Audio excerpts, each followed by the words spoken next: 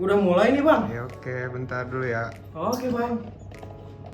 Welcome to my video. Sebelumnya, nama saya Faisal Akbar dengan NIM 2024 0606 044 dengan jurusan fisioterapi.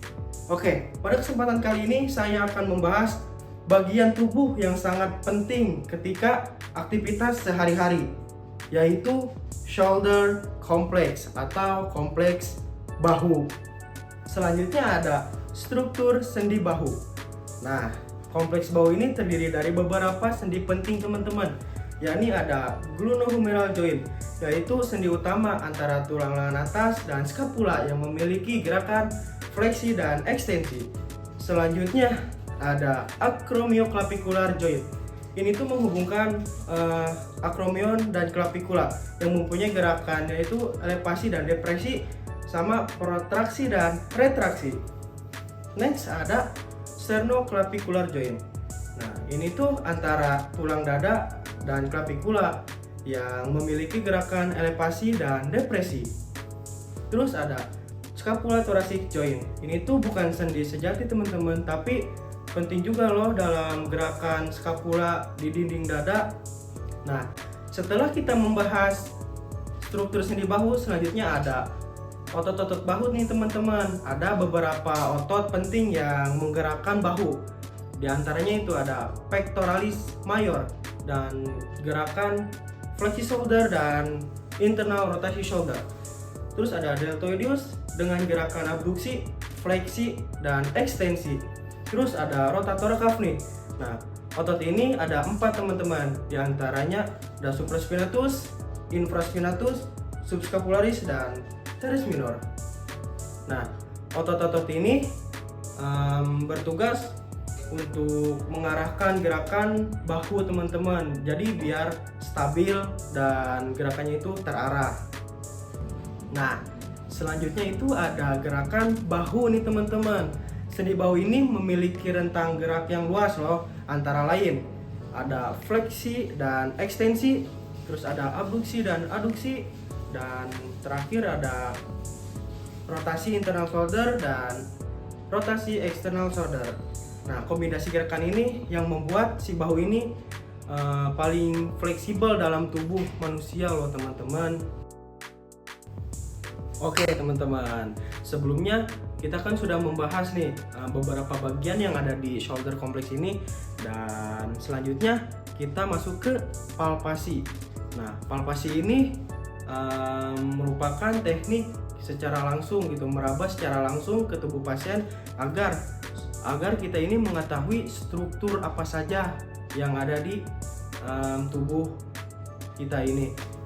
Dikarenakan kita sedang membahas shoulder complex, jadi yang saya palpasi mungkin ada di bagian shoulder saja teman-teman. Oke, kita langsung saja ke palpasi. Nah, misalkan di sini ada sebuah model nih teman-teman. Kita langsung saja ke palpasi ke bagian sini. Nah, di sini ada clavicula teman-teman. Di sini clavicula. Nah, kita ke superior. Nah, di sini ada yang menonjol. Nah, ini dinamakan acromion teman-teman. Nah, bagian yang menonjol adalah acromion. Oke, kita ke inferior. Nah, sini ada namanya processus coracoideus teman-teman. Ada processus coracoideus. Nah, kita ke sininya teman-teman. Nah, sini ada yang namanya tendon biceps. Ada tendon biceps di sini teman-teman. Nah, ini tendon biceps. Oke, mungkin hanya segitu saja palpasi dari shoulder complex ini. Nah, oke, baik teman-teman. Jadi shoulder complex ini bisa juga terjadi cedera ternyata teman-teman. Mengapa hal tersebut bisa terjadi? Nah, cedera pada bagian shoulder complex ini bisa terjadi karena ada berbagai sebab, mulai dari kecelakaan hingga aktivitas yang berulang yang membebani sendi. Berikut ada beberapa contoh cederanya nih teman-teman. Di antaranya ada dislokasi glenohumeral. Ini terjadi saat kepal humerus keluar dari soketnya. Dan ini biasanya terjadi akibat trauma seperti jatuh dengan lengan terbuka atau benturan keras ya saat berolahraga. Yang selanjutnya itu ada cedera pada tendonitis rotator cuff. Ini disebabkan penggunaan lengan tanpa beristirahat, seperti aktivitas melempar, berenang, atau mengangkat beban di atas kepala secara terus-menerus. Oke, baik teman-teman. Tadi kan sudah dijelaskan nih, ada cedera-cedera pada shoulder complex. Nah, sekarang bagaimana sih peran fisioterapinya nih dalam menangani setiap kasus cedera tersebut? Tentunya fisioterapi berperan penting dalam proses pemulihan pada dislokasi glenohumeral. Nah, fisioterapi dilakukan setelah fase imobilisasi dengan fokus pada latihan imobilisasi sendi, penguatan keseimbangan, dan propriosepsi untuk mencegah dislokasi berulang. Nah, ini kita bisa lihat ya teman-teman latihannya.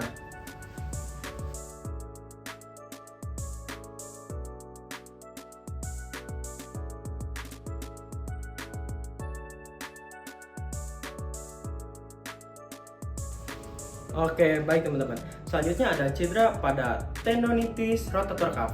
Nah, intervensi ini berupa terapi modalitas seperti ultrasound dan TENS. Terus ada stressing otot bahu serta latihan penguatan ekstrinsik yang bertahap untuk memperbaiki fungsi dan mengurangi nyeri.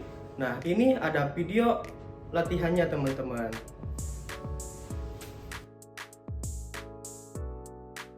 Oke, baik teman-teman.